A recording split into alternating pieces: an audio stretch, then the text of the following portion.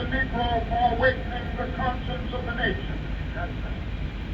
On our part, we must pay our profound respect to the white Americans who cherish their democratic traditions over the ugly customs and privileges of generations, come forth boldly to join hands with us from Montgomery to Birmingham, from Birmingham to Selma, from Selma back to Montgomery.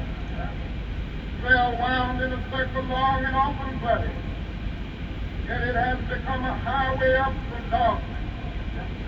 Alabama has tried to nurture and defend evil, but evil is choking to death in the dusty roads and streets of this state. So I stand before you this afternoon with the conviction that segregation is on its deathbed in Alabama, and the only thing uncertain about it is how costly the segregation is, and Wallace will make the funeral.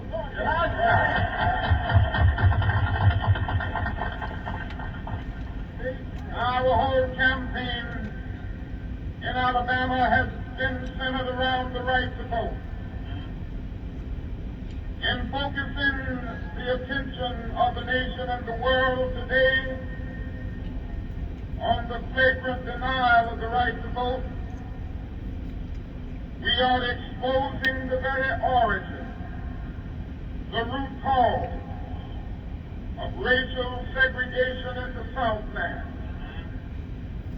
Racial segregation as a way of life did not come about as a natural result of hatred between the races immediately after the Civil War. There were no laws segregating the races then. As the noted historian C. Van Woodard, in his book The Strange Career of Jim Crow, clearly points out, segregation of the races was really a political stratagem employed by the emerging urban interests in the South to keep the Southern masses divided and Southern labor the cheapest in the land.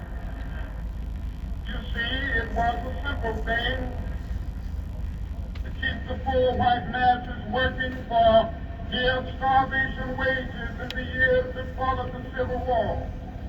Why, if the poor white plantation mill worker became dissatisfied with his low wages, the plantation or mill owner would merely threaten to fire him and hire a former Negro slave and pay him even less. Thus, the Southern wage level was kept almost unbearably low. Toward the end of the Reconstruction era, something very significant happened. Listen to it. There developed what was known as the populist movement. The leaders of this movement began awakening the poor white masses, the former Negro slaves, to the fact that they were being fleeced by the emerging urban interests.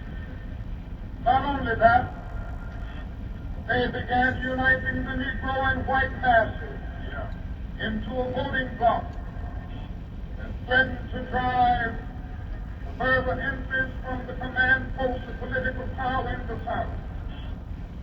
To meet this threat, the Southern aristocracy began immediately to engineer the development of a segregated society.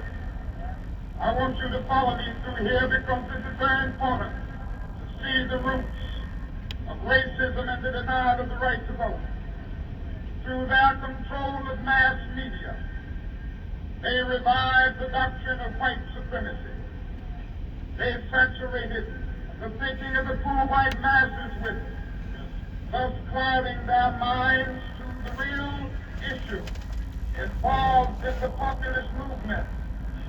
They then directed the placement on the books of the South of laws and made it a crime for Negroes and whites to come together as equals at any level.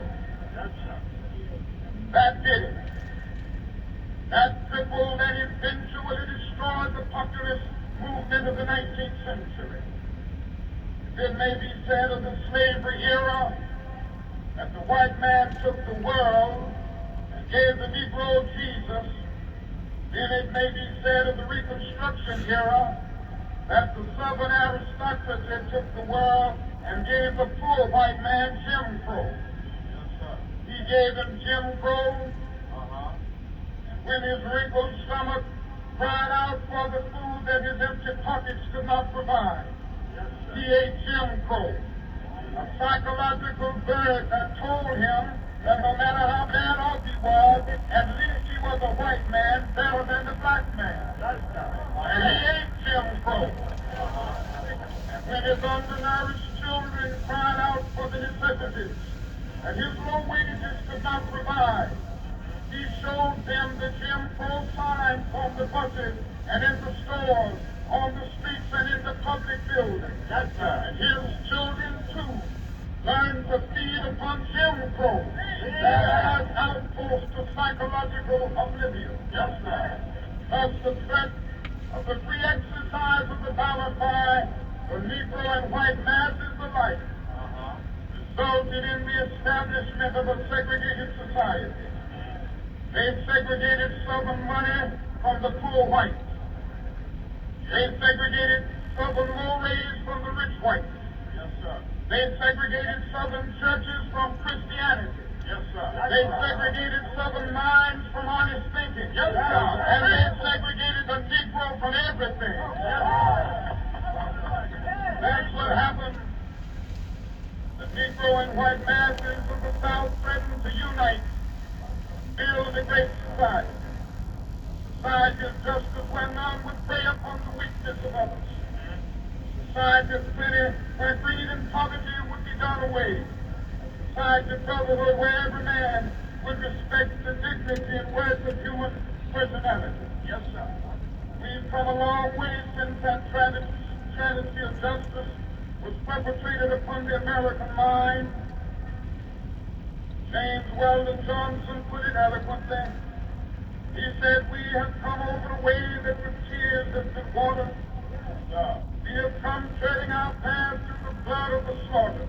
Yes, sir. Out of the gloomy past. Yes, sir. Till now we stand at last where the white gleam of our bright star is cast. Yes, sir. Today I want to tell the city of Selma, tell them nothing. Today I want to say to the state of Alabama, yes, sir. Today I want to say to the people of America and the nations of the world, that we are not about to turn around. Yes, sir. We are on the move now. Yes, sir.